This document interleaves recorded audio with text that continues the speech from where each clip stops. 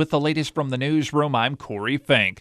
A Brainerd man charged with murder is asking for a change of venue for his trial. 24-year-old Tyler Cronquist was indicted for his role in the shooting of two people in January 2015 in Brainerd.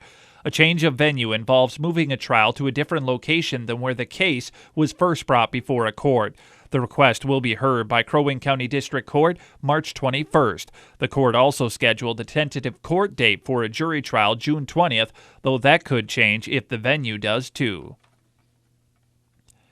Police identified a man found dead in his home Monday as 66-year-old Jeffrey Eugene Schilling of St. Cloud. Schilling's daughter, 38-year-old Lisa Mae Kearney, was arrested in Louisville, Kentucky Tuesday in connection with his death. She could be charged with second-degree murder. Kearney was found in Louisville Tuesday in possession of Schilling's wallet, keys, and tablet. Some Minnesotans may be worried about future travel plans, as in the near future, Minnesota driver's license will no longer be accepted as a form of ID to board commercial airplanes. This switchover cannot come until 120 days after a changing date has been set, which hasn't even happened yet. Our local state representative, Ron Kreischa, is on a legislative workforce that is looking into the real ID issue. Here are some thoughts from our local state representative. If you have travel plans over the next 4 months, you're going to be fine. Now, as far as actually dealing with the issue, we just have to show some progress on that, and we'll be able to do that either with a special session or most likely with our regular session duties in March.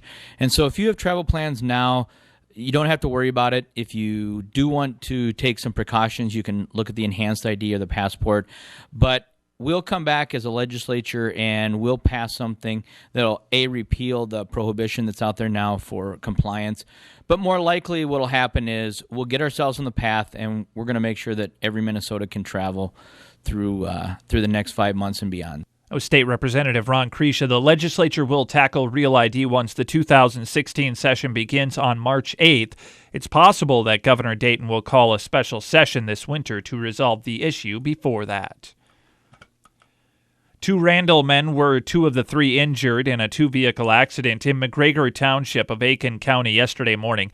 Around 9 o'clock, 19-year-old Cullen Jones of Duluth was on Highway 210, crossed the center line, and collided with 59-year-old Gary Peterson of Randall. Peterson and his passenger, 64-year-old Daniel Thilquist of Randall, were injured and treated at the Aiken Hospital.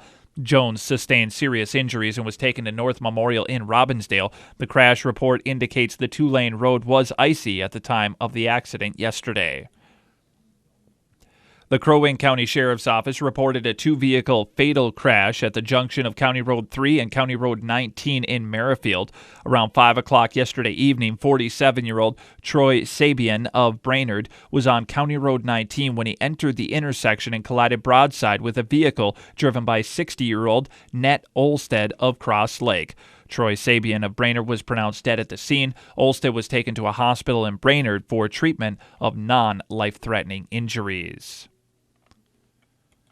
A 28-year-old man is jailed after a head-on crash that killed an elderly driver in Isanti County yesterday afternoon. The Minnesota State Patrol says the suspect swerved across the center line on Highway 65 near Bram about 3:45 yesterday and struck a vehicle head-on.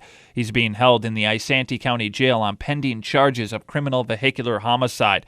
A Mora man, 70-year-old Robert Paulman, was killed in the crash. His 69-year-old wife suffered non-life-threatening injuries.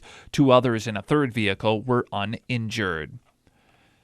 And still time to donate blood today and tomorrow at St. Francis Convent in Little Falls. The hours of the blood drive, 1 to 7 today and 8 to 2 tomorrow. That's the latest from the newsroom.